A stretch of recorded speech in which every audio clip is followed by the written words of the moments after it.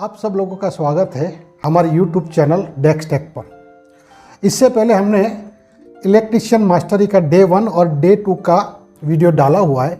आज डे 3 में हम बहुत इम्पोर्टेंट टॉपिक कवर करने जा रहे हैं, जिसमें सिंगल फेस 3 फेस वायरिंग में बेसिक डिफरेंस क्या है, उसके अलावा सीरीज और पैरेलल क्या है, और 3 फेस वायरिंग में पावर और कंट्रोल वायरिंग में क्या डिफरेंस होता है, और एट लास्ट में हम आपको बताएंगे पावर और कंट्रोल वायरिंग डायग्राम कैसे ड्रॉ करते हैं और उसके ऊपर से हम कैसे वायरिंग करते हैं और फॉल्ट भी सॉल्व कर सकते हैं।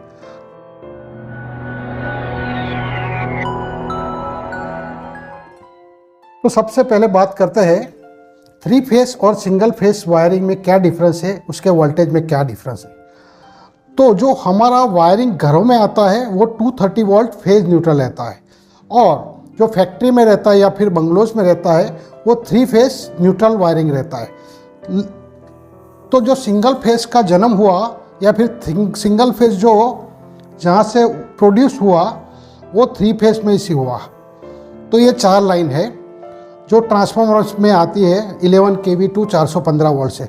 तो जो हमारे घर में आती है समझो, या फिर हमारे सोसाइटी में 3 फेज आता है R, Y, B और N। तो जो हर घर में आता है वो तो खाली कोई भी एक और फेज न्यूट्रल आता है। समझो हमारे घर में आता है तो वो आता है रेड और ये न्यूट्रल आता है। तो रेड और न्यूट्रल के बीच में आप मल्टीमीटर से वोल्टेज मेज़र करोगे तो वहाँ 230 वोल्ट या 240 वोल्ट AC बताएगा। ओके, तो ये वायर आता है हमारे सबसे पहले मीटर में आता है, मीटर से हमारी 2 पोल MCB में जाता है, 2 पोल MCB, और इधर से आगे पूरा घर का वायरिंग होता है। तो ये सिंगल फेस वायरिंग हो गया कि जिसमें फेस न्यूट्रल रहते हैं। YN भी रह सकता है, BN भी रह सकता है या RN भी रह सकता है। जो 3 फेस वायरिंग है ज़्यादातर इंडस्ट्री में लाइटिंग के लिए भी यूज़ होता है और मोटर के लिए भी यूज़ होता है। तो इसमें चारों वायर का यूज़ होता है।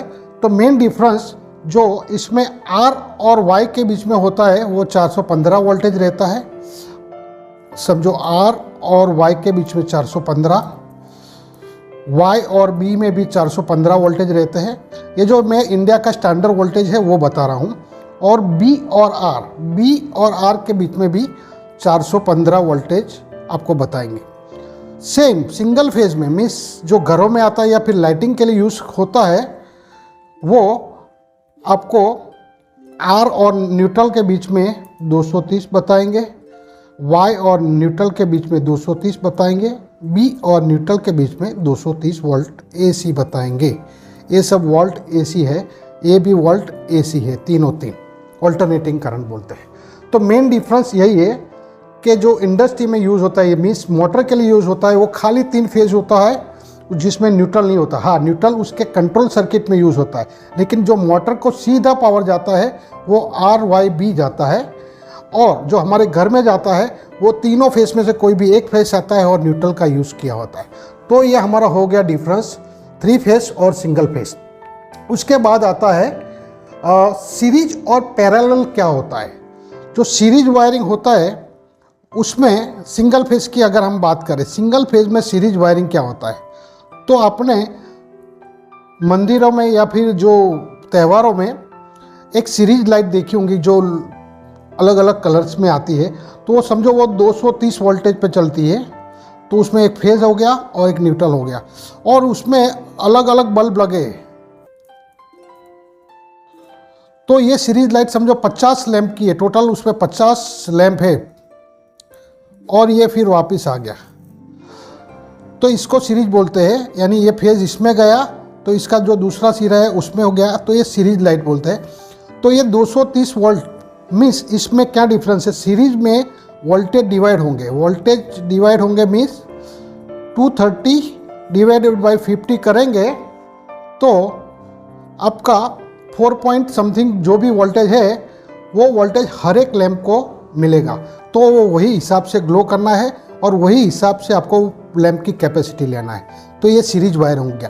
दूसरा सीरीज वायरिंग का, जैसे हमने 3 बल्ब ले लिए, समझो हमारे घर में यूज़ होता है 40 वाट के 3 बल्ब, उसको सीरीज में चलाना है।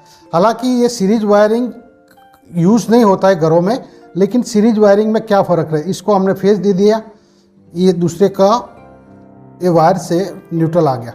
तो अभी इसको 230 वोल्ट देंगे तो तीनों में 230 डिवाइड बाई 3 जो जितना भी वोल्टेज हुआ 3 में 76.66 वोल्टेज हर एक लैंप को मिलेंगे और वो उसी हिसाब से ग्लो करेंगे, उसी हिसाब से कम लाइट देंगे। तो ये हमारा सीरीज लाइट हो गया।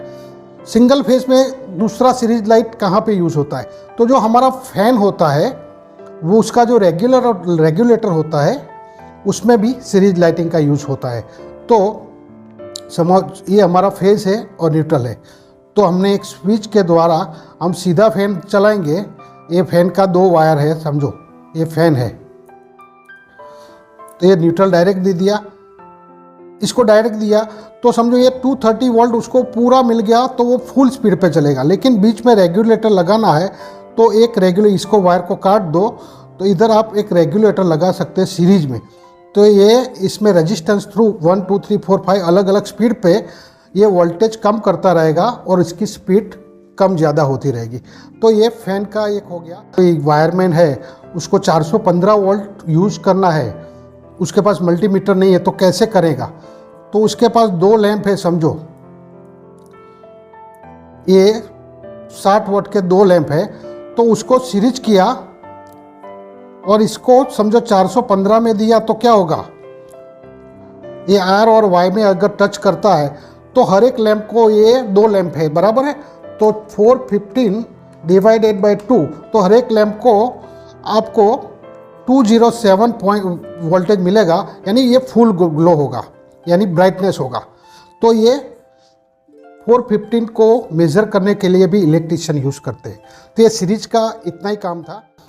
जैसे मैंने बताया पैरेलल वायरिंग, फेज न्यूट्रल, ये 2 वायर जा रहा है, समझो ये आपके घर की एमसीबी है 2 पोल की, और ये फेज न्यूट्रल है। जो मीटर के बाद जो एमसीबी लगे, ये मेन एमसीबी आपकी 32 एम्पियर की 2 पोल की है। तो एक रूम है, समझो ये रूम है, ये सब में हमारा घरों में पैरेलल वायरिंग रहता है। ये रूम में हमारा समझो लाइट है, तो लाइट का 2 पॉइंट आ गया, इधर एक फैन लगा हुआ है और इधर आपका एक प्लग लगा हुआ है, समझो, और ये प्लग की स्विच है। तो ये सब में वायरिंग कैसे होगा, एकदम सिंपल है।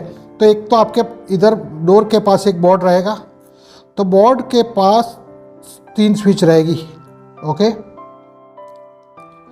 तो तीनों स्विच को आपने फेज वायर को शॉर्ट कर देना है, और ये जो फेज वायर है ये बोर्ड में तीनों स्विच में शॉर्ट होके ऊपर आ जाएगा, ओके। अभी जो ये न्यूट्रल का काम है, तो न्यूट्रल सबको आपको, ये प्लग है एक पॉइंट को दे देना है, ये लाइट या ट्यूबलाइट है उसको भी दे देना है, और ये फैन है तो फैन को भी दे देना है, ओके। तो न्यूट्रल सबको डायरेक्ट जाएगा, वो स्विच में नहीं आएगा। तो फेज वायर ही खाली स्विच में कट होगा। एक हो गया जो इसको ऑफ वायर बोलते हैं, पहली स्विच से ये ट्यूबलाइट या बल्ब चालू होगा, दूसरी स्विच से ये फैन चालू होगा। आपको अगर इधर सीरीज में रेगुलेटर लगाना है तो लगा सकते हो, और ये तीसरी स्विच से एक्चुअली मैंने इधर भी स्विच बताया है, तो ये डायरेक्ट तीसरी स्विच से प्लग चालू हो जाएगा। ये स्विच मैं कैंसिल कर देता हूँ। सेम ये सब रूमों में ये फेज न्यूट्रल जाएगा, और अलग अलग बोर्ड है, तो ऐसे ही पैरेलल वायरिंग होता है। तो पैरेलल वायरिंग और सीरीज वायरिंग में डिफरेंस क्या है, तो जो भी इंस्ट्रूमेंट है, आपका बल्ब है, वो सबको वोल्टेज 230 या 240 वोल्ट से मिलेगा सबको, उसमें डिवाइड नहीं होता। लेकिन करंट है, सीरीज में सेम रहता था, लेकिन ये करंट सबका अलग अलग रहता है, डिफरेंट रहता है, ओके। तो सीरीज में वोल्टेज डिवाइड हो जाएंगे, करंट सेम रहेगा। पैरेलल में वोल्टेज सेम रहेगा, करंट डिवाइड हो जाएगा। तो इतना ही फर्क है। 3 फेज वायरिंग में सीरीज क्या होता है, 3 फेज वायरिंग सीरीज में एक्चुअली मैंने आज तक कहीं पे यूज़ करता हुए नहीं देखा, तो 3 फेज में सीरीज का कुछ कॉन्सेप्ट नहीं है, तो उसको हम छोड़ देते। 3 फेज पैरेलल वायरिंग क्या होता है?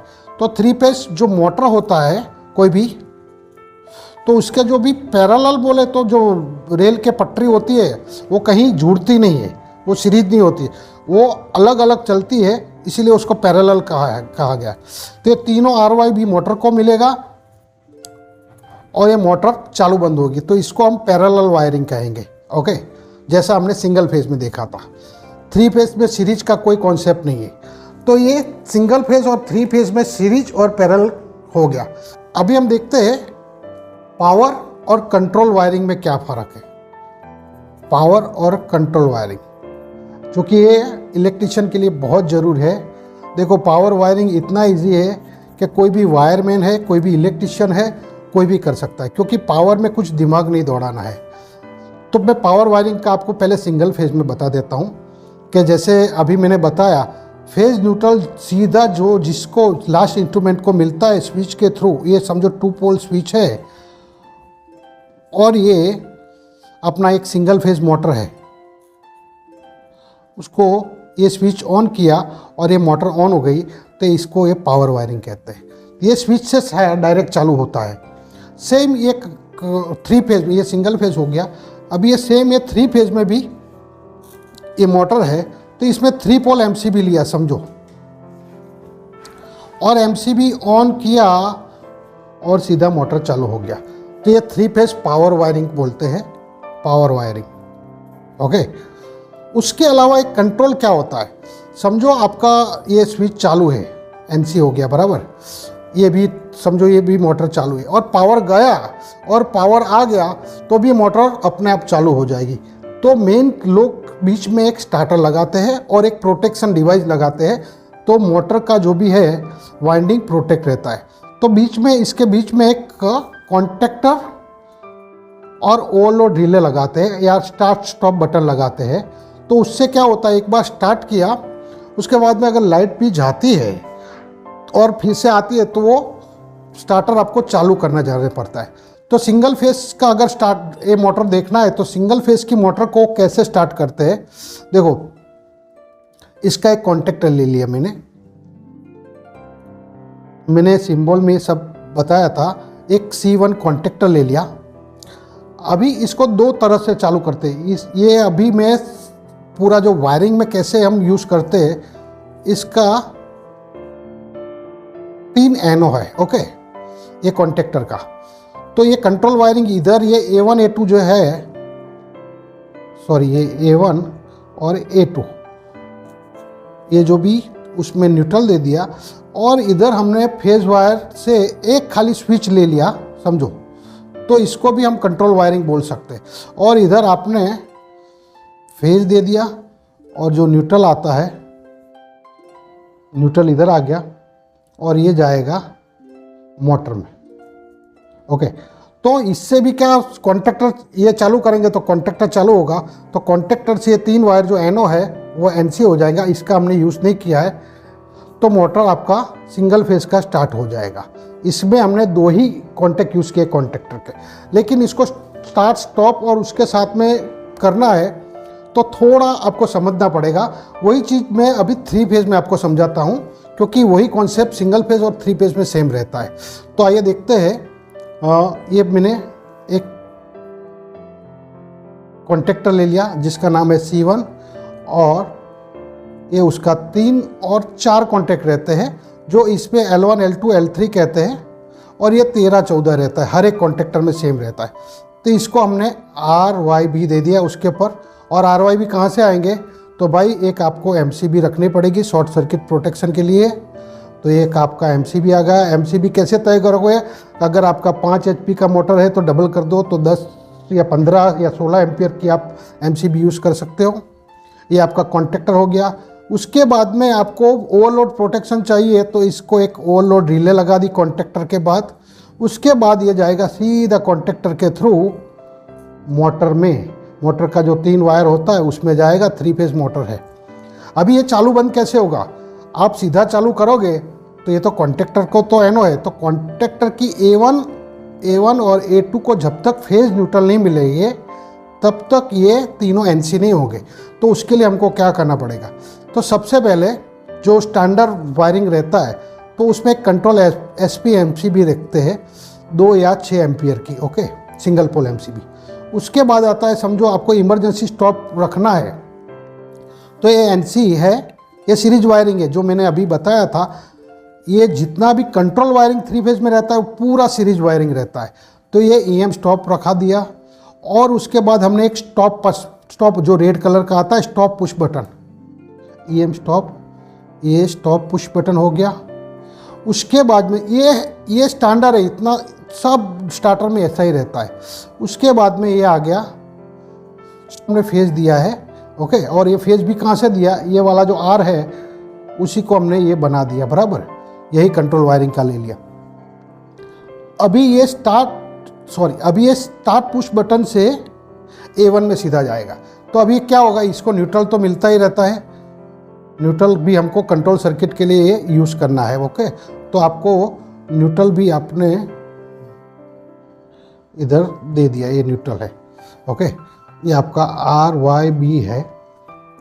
अभी क्या होगा कि आपका फेज वायर तो चलो MCB आपने चालू कर दी तो NC हो गया, इमरजेंसी स्टॉप ऑलरेडी NC है, और इधर आपका पावर फेज वायर यानी टेस्टर इधर बताता रहेगा।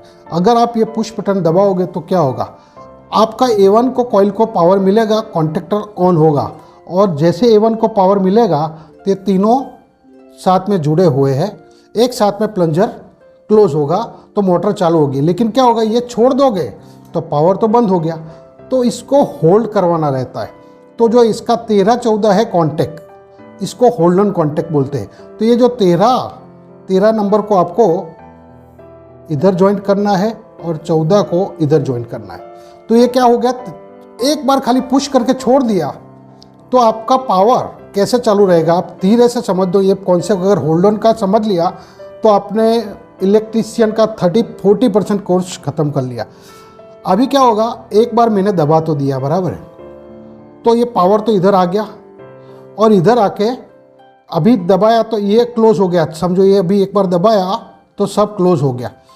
अभी मोटर भी चालू हो गया और फिर मैंने छोड़ दिया तो पावर इसका ये अभी क्लोज है बराबर, इसका इधर से होके इधर होल्ड होके A1 को मिलता रहेगा। अभी ये कब बंद होगा, जब तक आप इमरजेंसी नहीं दबाओगे या स्टॉप नहीं दबाओ तब तक मोटर बंद नहीं होगी। तो ये DOL का एक कॉन्सेप्ट था। अभी ये सेम वायरिंग, ये तो मैंने ऐसे ही हाथ से किया, आपको अगर ERP या कोई भी सॉफ्टवेयर पे ये बनाना है तो उसको कैसे बनाते हैं और कैसे उसको यूज़ करते हैं उसका हम बताते हैं। तो ये पावर और कंट्रोल वायरिंग का इतना ही था। अगर ये बेसिक समझ लिया आपने तो नेक्स्ट जो भी स्टार डेल्टा है, रिवर्स फॉरवर्ड वायरिंग है, वो सब इजी है। नेक्स्ट हम बताएंगे इसको हम डायग्राम के हिसाब से कैसे समझेंगे, सिस्टमेटिक। हम समझो हमको इसमें फेरोल डालना है, ये करना है, वायरिंग पूरा सिस्टमेटिक करना है, तो मैं आपको अभी वायरिंग डायग्राम 1 बाय 1 समझाता हूँ। Let's start wiring diagram. हम कंप्यूटर स्क्रीन पे ये पावर वायरिंग डायग्राम का एक पेज है, उसके बाद में ये कंट्रोल वायरिंग का एक पेज है, उसके बाद में ये टर्मिनल डायग्राम का एक पेज है। तो सबसे पहले हम समझते हैं ये पावर वायरिंग का पेज में हमने ये कैसे किया है। तो जैसे बताया, ये जो 4 लाइन मैंने जैसे बताया था आगे, तो ये जो हमारा समझो ये मेन स्विच है 63 एम्पियर 4 पोल मेन MCB है, और ये RYBN है जो फेरोल नंबर है। तो ये MCB का सिंबल्स है। उसके बाद में ये RYB खाली में जाता है, ये फेरोल नंबर है, और ये वायर का साइज है 6 mm² का। तो ये 3 वायर कहाँ पे जाते हैं, तो 32 एम्पियर का 3 पोल MCB में जाता है, ये MCB का सिंबल है। और ये RYB के बाद ये जो फेरोल नंबर ऑलरेडी चेंज हो गए R1, Y1, B1, वो जाएंगे सीधे कॉन्टेक्टर C1 में, जो इसका मॉडल नंबर बताया है, स्नाइडर का है LC1E18। कॉन्टेक्टर के बाद में जाएंगे ये ओवरलोड के रिले के पास, जिसका मॉडल नंबर है LRE21, सबका वायर का साइज। और ये आ गया U1, V1, W1, जो जाएगा ये टर्मिनल बताया है, जो हमारी पैनल के टर्मिनल या कनेक्टर बोलते हैं उस पे जाता है, और वहाँ से हमारा जहाँ पे भी मोटर है वो मोटर पे जाता है। तो इसको हम पूरा पावर वायरिंग बताते हैं कि सीधा 3 phase wire MCB, contactor, overload और कनेक्टर के थ्रू मोटर में जाता है। तो सबसे पहले हम बताएंगे, ये आगे हमने 3 वायर लेके आए। सबसे पहले एमसीबी के ऊपर जिसमें RYB फेरो नंबर है, उसके बाद में सीधे आ गए हम कॉन्टेक्टर पे। एमसीबी के बाद में कॉन्टेक्टर के ऊपर R2, Y2, B2 कनेक्ट करना है। उसके बाद में आएंगे सीधा ओवरलोड एक कॉन्टेक्टर के नीचे लगेगा जिसको OL2 बोलते हैं। उसके बाद में हमारा मोटर के बाद में सीधा कनेक्टर के थ्रू ये 7.5 किलोवाट का मोटर में कनेक्शन चलेगा। तो ये 3 phase dual starter power wiring हमारा कंप्लीट हो गया। सेम चीज हमको अगर कंट्रोल वायरिंग में देखना है तो जैसे मैंने बताया था हाथ से करके, लेकिन ये जो सिस्टमेटिक है जिसमें SP MCB है, फिर हमारा ओवरलोड रिले एक प्रोटेक्शन जो NC कॉन्टेक्ट रहता है, अगर ओवरलोड होता है तो यहाँ से कट हो जाता है। उसके बाद में स्टॉप पुश बटन आता है, उसके बाद में स्टार्ट पुश बटन आता है और सीधा जाता है C1 में।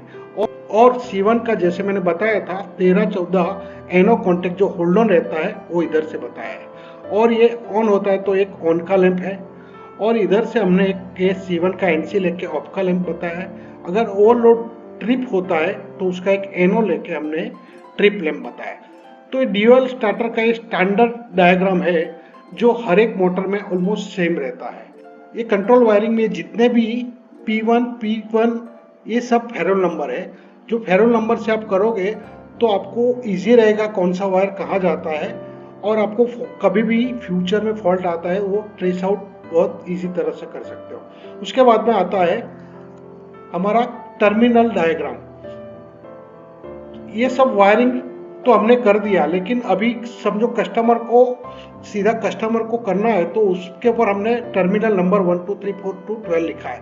तो 1, 2, 3, 4 में RYBN आएंगे, ये मेन सप्लाई हो गया हमारा, और ये 5, 6, 7 में पहली मोटर का हो गया, और ये PE मिस उसका अर्थिंग हो गया, उसका भी हमने कनेक्टर दिया है, और मोटर 2 का 9, 10, 11 टर्मिनल पे आ जाएगा और ये अर्थिंग का आ गया। तो ये जो कंट्रोल वायरिंग है वो थोड़ा समझना सबको इजी नहीं लगता है, लेकिन अगर आपने जैसे मैंने बताया सीरीज और पैरेलल को आपने समझ लिया तो ये कंट्रोल भी आपके लिए बहुत इजी है।